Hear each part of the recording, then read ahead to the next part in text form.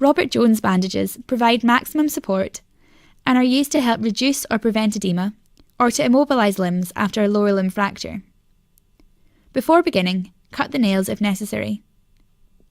Apply 2 strips of zinc oxide tape to the medial and lateral aspects of the limb from the level of the metacarpals or metatarsals to the distal end of the foot. Allow about 10 cm of tape to overhang the toes and stick these gently together. Sometimes a syringe case may be used to prevent the 2 splints separating. To prevent interdigital dermatitis, place long strips of cotton wool between the digits and under the dew claw. Padding can also be placed behind the stopper pad. Place a suitable sterile dressing over any wounds. Using cotton wool roll as a secondary layer, start the bandage halfway up the toenail and wrap around the leg firmly in a distal to proximal direction. The bandage must be an even thickness throughout to prevent the formation of pressure sores.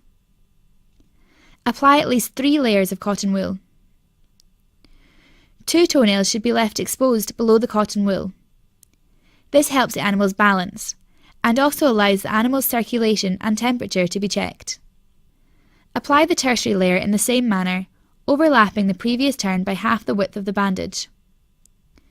Tension must be applied to ensure that as much air as possible is pushed out of the cotton wool.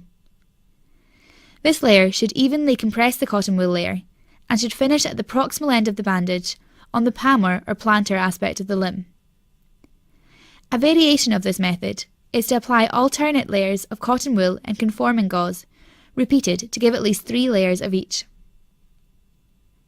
Separate the zinc oxide strips overhanging the toes and turn the tape 180 degrees to stick to the tertiary layer.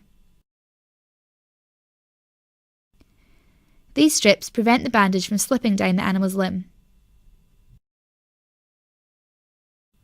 Apply a layer of cohesive bandage in the same manner as the previous layers, overlapping each turn by half. The complete Robert Jones bandage should be about 3 times the width of the dog's leg and should make the sound of a ripe watermelon when flicked.